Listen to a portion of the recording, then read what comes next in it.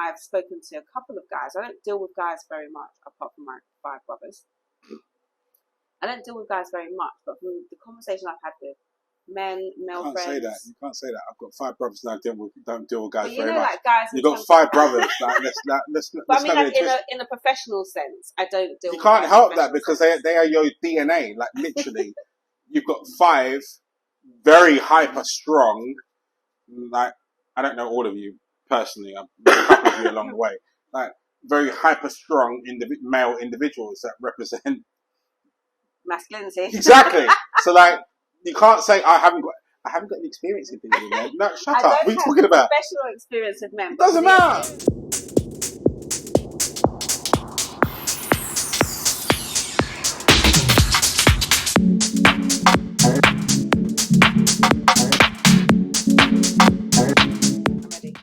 Good morning, good evening, good afternoon, whatever it is, wherever you are, and welcome back to the Couples Cool Podcast. I'm joined, as always, by Lady of Self-Love herself and dropping microphones.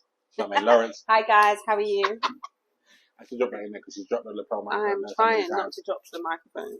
We're trying a new thing here, so we're trying to utilize technology. So I've got a silky shirt. Yeah. Keep sliding off. Well, I didn't let her know. I've got the bag of tricks over there with the big long arm microphones and what have you. That we thought we'd see how these turned out. So if they're good, I might put a link in there for anyone that's doing the podcast. You might want to use those as your own microphones, excess bits and pieces. So this has been a long-standing gripe of mine. Mm-hmm. Long-standing gripe of mine when it comes to relationships, and I passionately do believe that people do. But I am going to pose a question here: is are people giving up too easily? Yes. And that's the end of the podcast. See you later next week. No, yes, people are giving up too easily. But I don't think it's just relationships. I think they give up everything too easily. Why? I think just the society has, like, we are in a society where everything is quick. Ooh, you need to get to the shop quicker? Let's get Uber Eats. Ooh, you need this? Let's create this. Yeah. There's a creation for everything to make everything quicker, to save time. I mean, like you have an app that Waze that tells you a quicker way to go to the distance than Google Maps. It's not always the quicker way, though, is it? It's not. Don't get me wrong. I love Waze, and I do wish I'd come up with it. I do, but it's not quicker. It's not all the time. Quicker, but there is always something to make you arrive at your destination quicker. And I think with relationships, I think people want to arrive at the long-lasting, in-love couple goals thing now. 6 months, you should be there. If I'm not crazy in love and we're living together, married, get engaged, by then, it's just not happening. Oh, we've had a big bust up, and oh my gosh, it's not happening. Like, people give up so quickly. I hate it. Like, I hate it. It's like, which is why I raise a question. Gosh, guys, it frustrates me so much. You guys, stop it. And see, the funny thing is, right, I watched Michelle Obama. Yeah. And I think I brought this up before. And she was in an interview. I can't remember who it was interviewing. It might have been Oprah. And she said I'm about to say, and the words are very difficult for me to actually say because I don't understand how anyone could dislike this man. But she says she disliked her husband, Barack Obama. How could you dislike him? He's like the man. Like, anyway, she disliked her husband for 10 years. Yeah, but that doesn't mean she didn't love him. No, but that's my point. Yeah. That's my point. I also watched a thing a little while ago about people being unhappily married. Yeah. Oh my gosh, I saw something like that. It was a lady. Yeah, it was on a clip on Instagram. So good. It was a clip on Instagram, and she was basically saying that somebody tried to chat her up, and she said she's married, and he said, "Are you happily married?" Oh, no, you have to do the way she said it, because she did the whole dot and the eyebrow thing. She was like, oh, this guy came up to her and goes, "Are you happy?" And she goes, "Are you married?" She went, "Yes." He went, "Are you happy married?" He did the whole drop a tone thing, like, you know, the, "Are you happy?" The tone that says, "You may not be happy, but I can make you happy." That kind of thing. That's exactly. And the thing is, she answered, "No." Huh? Yeah, men do that. Of course they do. They do that. Of course they do. And she's like, no, she's not. She's not happily married right now. But what does that mean? That means nothing. She's still committed to her relationship. She understands that you're not always going to be happy, and people should learn how to be unhappily married. It's only a short period of time. It's not that. It's not Wait, that no, big a it's deal. not. It's a short period of time. It's not. Don't lie. It is sometimes. It's not. It's lots of little periods of time over a long period of time. Yeah. Like, this person is the closest person to you in the world, yeah? But they're human, which means they're going to irritate the crap out of you from various points during the line. And the whole bit of happily married that we're sold ruins the potential of you actually being happy, because you're giving up on something that's going to make you happy long term, because it's not happiness short term. But happiness short term for me right about now, if I speak specifically right now, is a Big Mac. I want that Big Mac right now. I'm hungry. But that's not going to maintain my abs in 6 months' time. So happy short term doesn't always equal happy long term. You know? But you've got to be careful and be clear about what you're shopping for. You know? And a lot of you are throwing in the towel just because you got hit. Yeah. You know? That doesn't mean the whole match is over. Watch Rocky. Doesn't mean the whole match is over. You got sparked, yes. You got dazed, yes. You might have the person might have sat you down on your backside, yes, but it doesn't mean it's over. Yeah. People have lied to you. People have lied to you. I hear women on Instagram lying to other women on a regular basis, right? Telling you, like, if he doesn't do this, if he doesn't meet your needs, if he doesn't leave him, there's going to be someone else. There is not. Don't leave someone that does 80% of what you want for somebody else that you think is going to give you 100% that ends up only giving you 60%. Like, seriously, like, that 20% will be something that comes along the way. Like, it's just a very weird thought to me. Like, like, for those that are parents, I know you don't always like your kids. You love them. You want the best for them. You want the best for them. You want them to be successful. You support them in doing all the things that they need to do. But sometimes you just don't like them. There's always a period of time that you just don't like them. But you will still do what you need to do to ensure that they are happy, they're successful, and so forth. And it's not your husband, partner is a family member. That is what happens. And so I think sometimes we're just so quick to be like, yeah, but they did this or they did that. And we don't stop to find out why that person's done that, how that's happened, how we can resolve it. It's just very much like, you've done this. This is how I feel. I'm hurt. And that's it. It's not like, this is what you've done. I'm hurt. Why have you done that? How do we move forward? How do I recover from this? How are you going to recover from this? How do we now meet each other's needs? That conversation doesn't happen. It's, you've hurt me. I can't get over it. See you later. I think people forget the objective of trauma. Trauma wasn't sent to destroy. Trauma was sent to reset. It was sent to impact, to strengthen. It was sent to challenge and therefore cause something to get stronger. That's what trauma's there for. Now, don't get me wrong. I'm all for personal boundaries and also all for people establishing what are your points of no return. Your breaking points, your non-negotiables, 100%. And I'm not saying to stick with someone if they break one of those non-negotiables, if they knew it was a non-negotiable to begin with and they did it anyway, at all. But I am asking you to go, well, number one, did you tell them? And that goes on from the previous podcast. Like, did you let this person know how to be a successful partner to you? Did they know that by acting in this particular way would mean that they lose you? Because if you didn't communicate that to begin with, then they weren't aware of the consequences, which means that they actually didn't mean it, or potentially didn't mean it, and you owe them a shot. But when it comes to you moving forward with this side of things, like, too many people throwing the towel too early. Like, when you take a look at marriage is a lifelong institution, and they use the word institution because it's lifelong.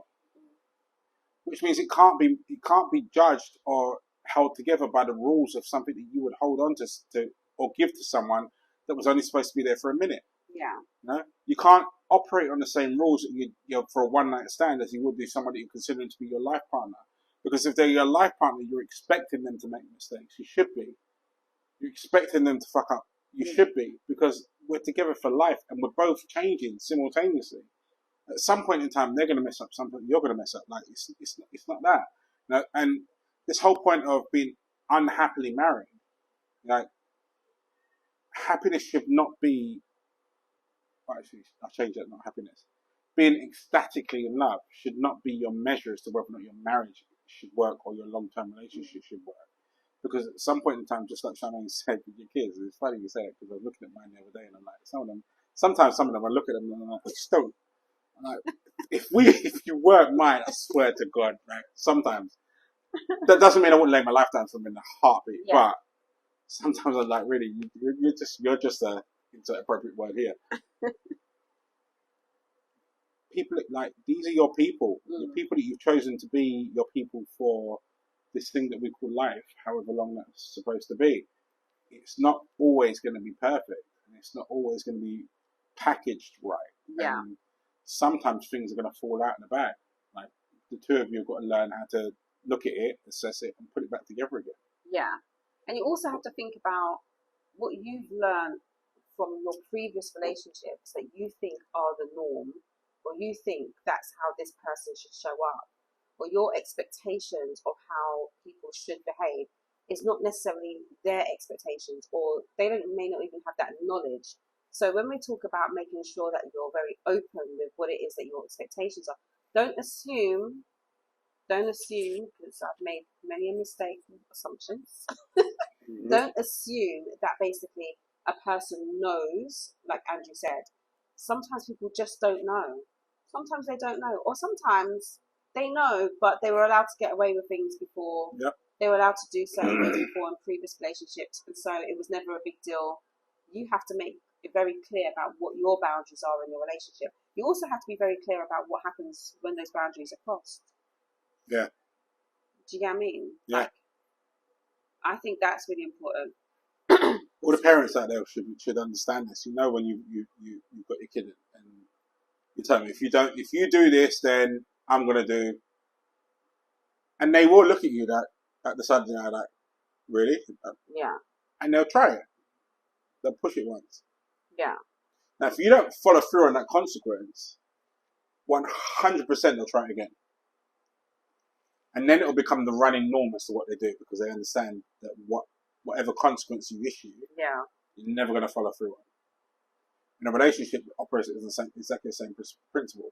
If someone pushes you in that, and you've articulated that as a boundary, and you've articulated a consequence to it, you need to be prepared to follow through on the consequence. Yeah.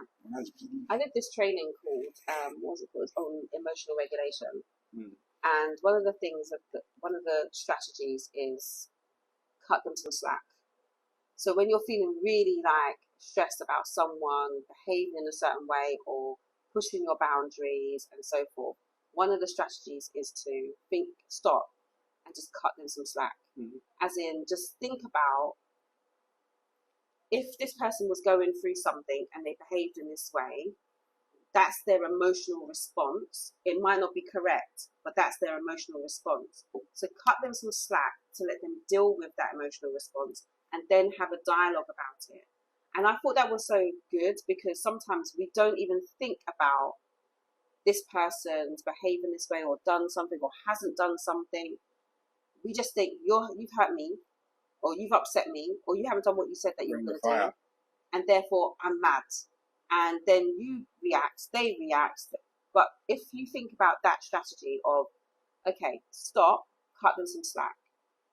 They may actually be going through something. They may actually don't understand something. Just take a step back. And I think we need to learn to do that in relationships. Actually just feel like, wait, whoa. I am hurt, I am upset, but let me just cut this person some slack for a second. Let me see where they're coming from. Let me see what they're experiencing. Let me see whether they're hurt. And I find that, I've spoken to a couple of guys. I don't deal with guys very much, apart from my 5 brothers. I don't deal with guys very much, but from the conversation I've had with male can't friends. say that. You can't say that. I've got 5 brothers and I don't deal with guys But you very know, much. like guys. You've got 5 brothers. Like, let's But I mean, not like in a professional sense, I don't deal. You with can't guys help in a that because professional sense. they are your DNA. Like literally, you've got 5 very hyper strong. Like I don't know all of you personally. I've met a couple of you along the way. Like very hyper strong male individuals that represent masculinity. exactly. So like you can't say I haven't got any experience in dealing with men. No, shut up. What are you talking about? Professional experience with men. It But doesn't the matter. experience that I do have with men, a lot of the time their reactions or their behaviours are from their emotions that they haven't necessarily learned how to express in the way that women have learned how to express. And so they respond in a different way. And I feel like I have had to learn to really cut them some slack. It doesn't mean that my feelings don't matter. It just means I know I can get on the phone to my girlfriends and we can hash it out because we deal with emotion on it on a regular basis. So that's what I mean when I say cut them some slack. Go on. I know you got something to say. Add to it. Yeah, listen.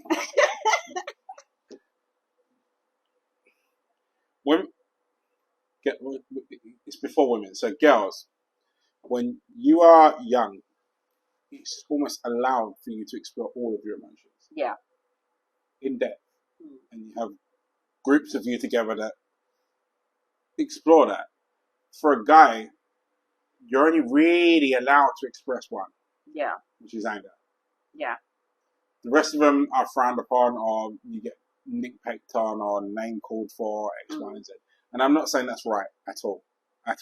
And it's something that particularly with my sons, I go against the grain for, because I try to put them in an environment where they can explore all of them, and we talk about all of them. But that's not the norm, and I recognise that. So, ladies, when you get into a relationship with a guy that's 20 plus, he's had 16 years plus of being ingrained into his head that, okay, anger we know, the rest of them don't matter.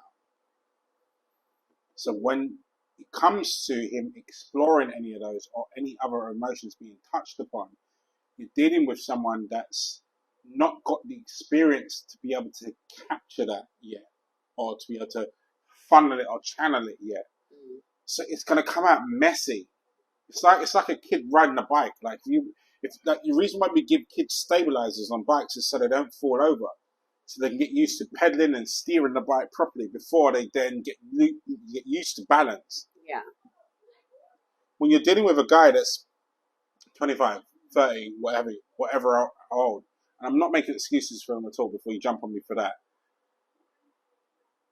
Stabilizers are on. They haven't learned how to balance yet. Yeah. They might be just getting used to steering and navigating through those emotions, but they haven't got to the point where they can master them or control them. But they're in front of someone that is a master. You are. So don't, and I love the term of cutting them some slack, is a sense of going, right, well, don't expect them to be you. Don't expect them to be as well versed in dealing with it as you. Yeah. Because they aren't. We are. Yeah. And I aren't. I like to think I'm a little bit further down the line than most, but even every now and again, I catch myself, and I've learned over the years, I need to cut myself some slack because I'm getting upset with myself. You're getting upset over this, really? You shouldn't be. You should be. You're the one that's trying to give people advice. You shouldn't be getting upset, but I am upset, and it's a war that goes off in your head. So I'm learning to cut myself some slack and go, okay, you don't have to have all the answers. But I'm saying to you, with your guy that's there, and he might have reacted in a way that you didn't expect or you didn't appreciate immediately. Yeah, cut him some slack. Cut some slack. I really think, and also you have to think about taking your bike analogy. Like, even once he learns how to ride this particular bike and the stabilizers come off, he might be doing real great in that, crashes and decides to go and buy a new bike. You are now the new bike.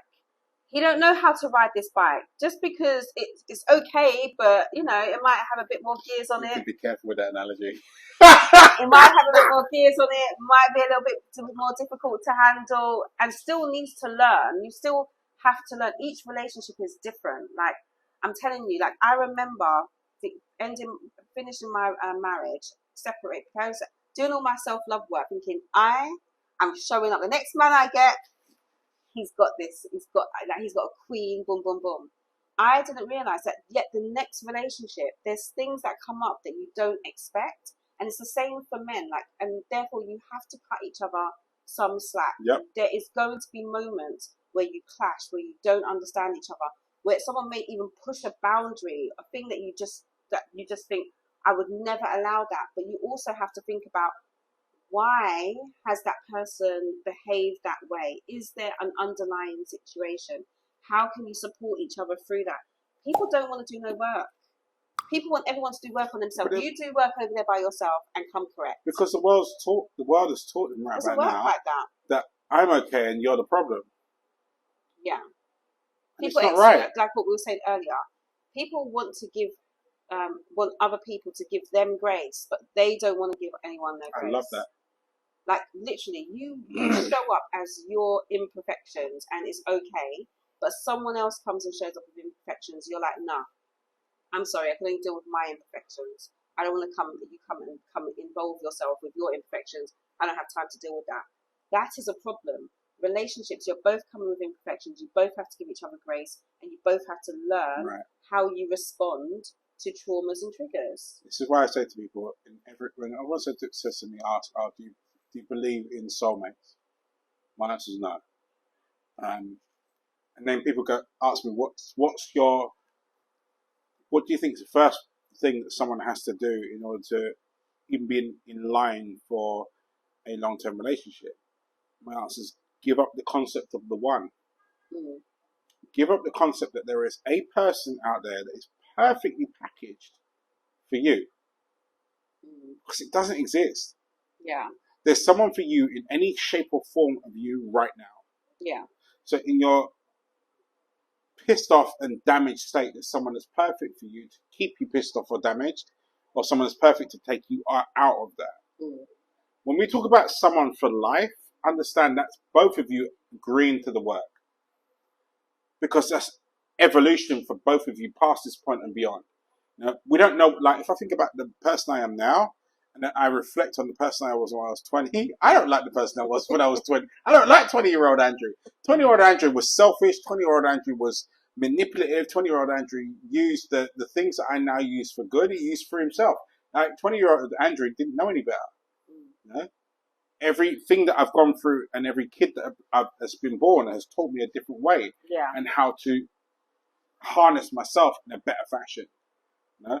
But if that's me 20 years ago, and I don't like him 20 years ago, then the person you're with now, you want to be with for however long, they're going to be light years away from who they are now. Yeah. So are you. So it's not a matter of the perfect person.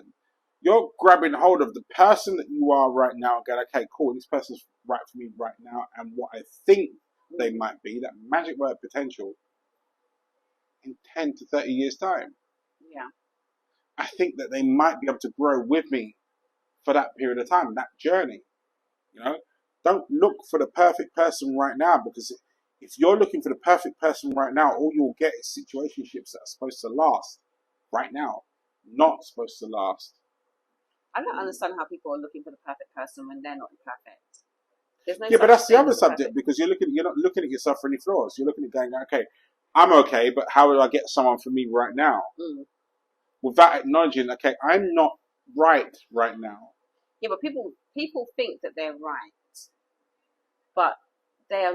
But nobody is perfection, babe. Apart from me, babe. But nobody is perfection. Nobody is anyone's perfection. The thing I think is, I don't think people even look at it as the perfection things. I think people are so focused on searching for the person for them. Mm.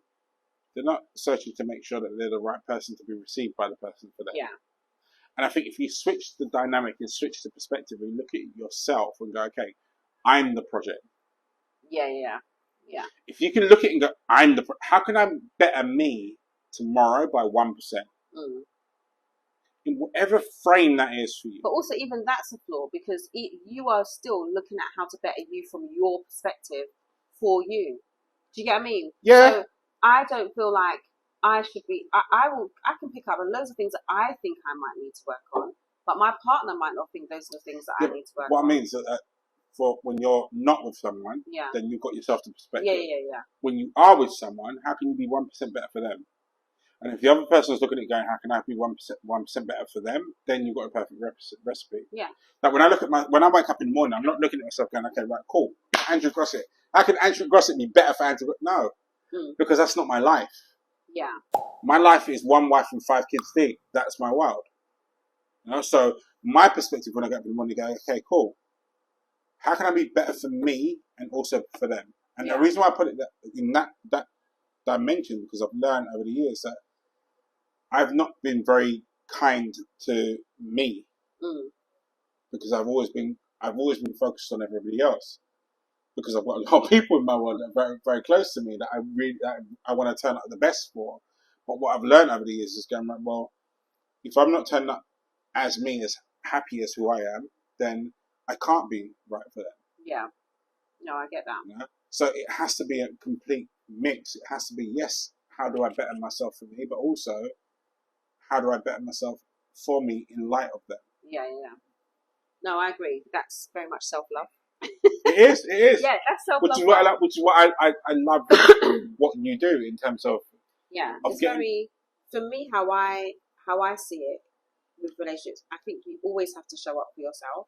You always have to work on you. But how I feel like my relationship has flourished because we're back in honeymoon phase. I'm just saying, guys, we're back in honeymoon phase. There she goes. Anyway, how I think it's important for me, because what I think he needs from me is very different from what he will say he needs from me. Mm-hmm. So it's kind of like what we've said before, which is very much like have the conversation about what it is that your partner needs from you in order for you to be the best person for them.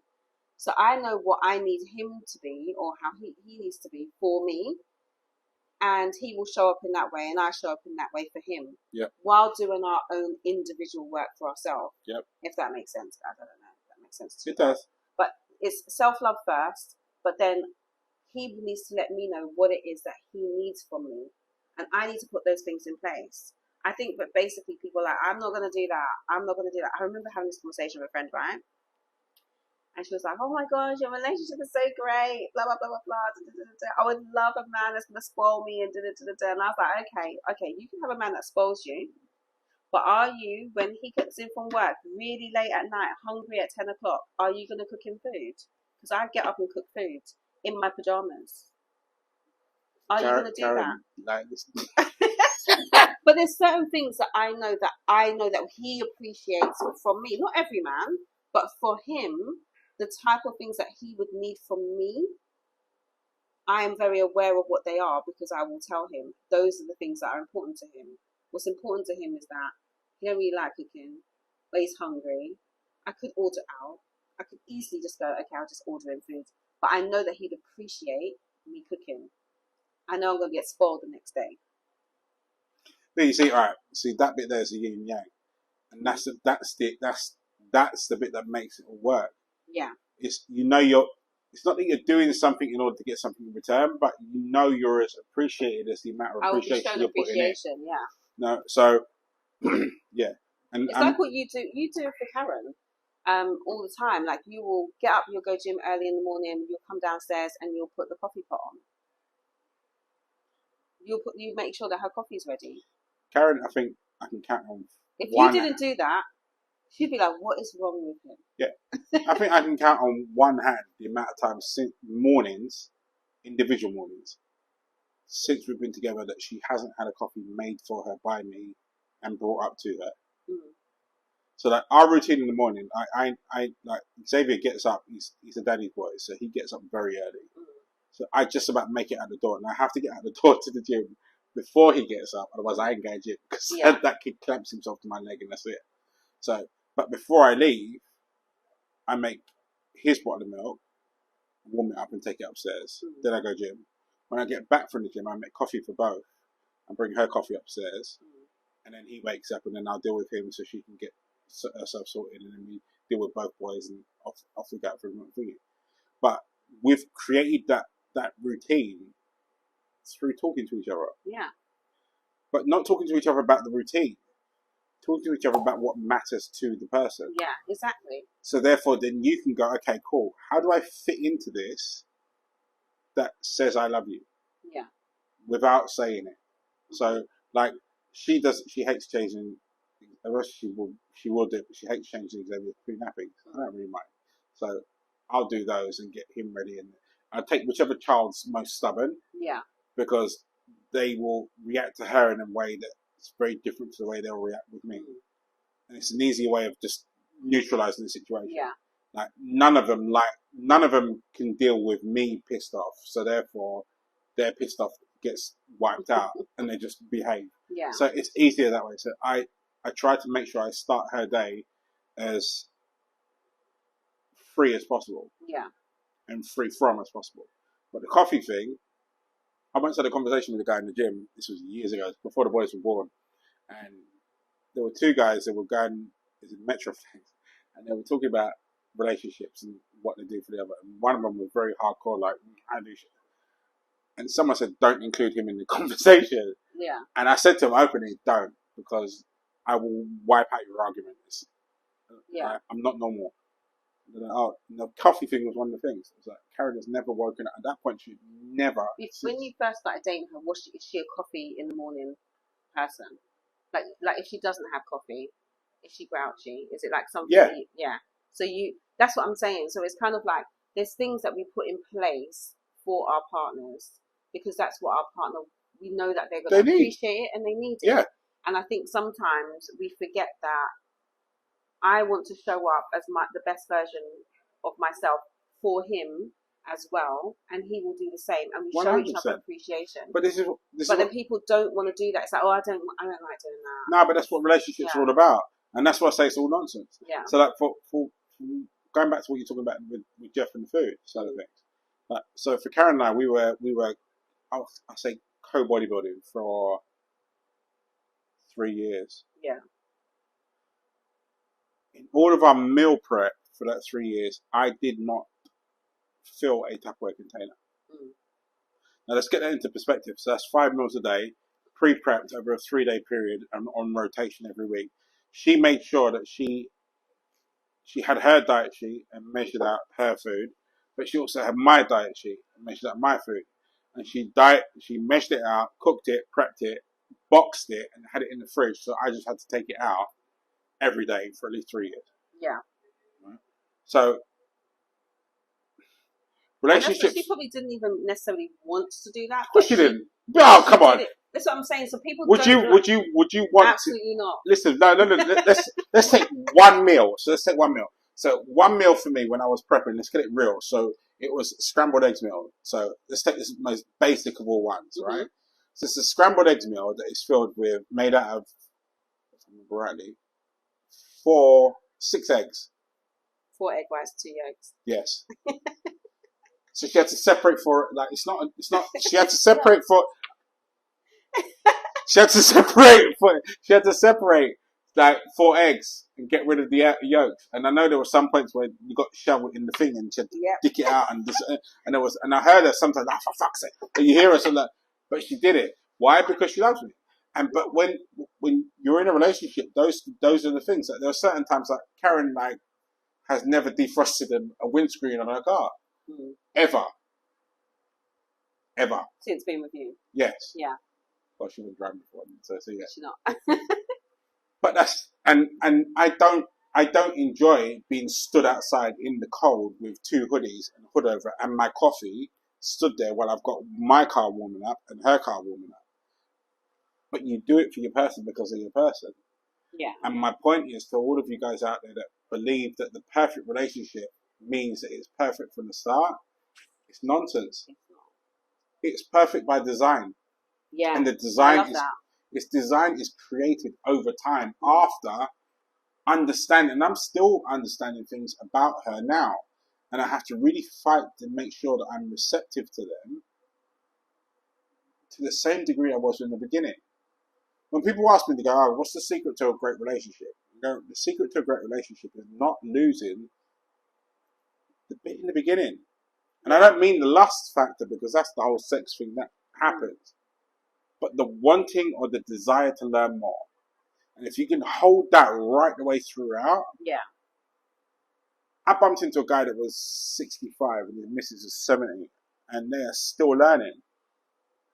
Still learning. You keep growing as well. Like there's different stages that you grow. Like like I think, like even now, hubby has started his business. It's very new, but it's already very successful. But even that in itself he's grown and changed because you're just a different person when you're now an entrepreneur and how you have to move. Yep. And so now we kind of have to adjust to. Out of bed, though. Yeah, exactly. Now we have to adjust to the fact that he's changed in that way. So now I'm like, okay, cool. And now he's much more focused in this area. Or he needs more time where he's by himself, or he drives a lot now. So now I have to drive. I hate when I tell you guys, I hate driving and a man's in the passenger seat. I don't know why. Don't come for me. It is a thing in my. I just cannot stand me being the driver and my man being in the passenger seat. I hate it. You know what? For me, it's a love-hate thing. I do love it, but I also hate it. He loves being a passenger. Oh, yeah, because it's not normal. Normally, you're the one that's driving it. Like I hate it and I love it because I'm built to go no. So like we're about to pick up a new car tomorrow, and that Cameron's like, oh no, I'll take the bigger car because. No, he loves being a passenger, but also because he drives a lot. Like his job, his career is driving. So I don't like it, but I will do it, especially if I know he's had a big job. So I'll be like, okay, cool. Don't worry, I'll drive. Don't like doing it, but I know it's helpful. I know it makes him feel good. Like you guys, like the moment you're like, oh, this doesn't feel good. Oh, I don't want to do that, or I don't want to do this. I just jump in ship quickly. Just jump in ship quickly. Don't get me wrong. Like we said in the beginning, there's moments where people are just taking advantage. People are not. They're not for you. They're not trying to be for you. That is different. But when you have found the person that wants to keep going with you, you're both on the same team.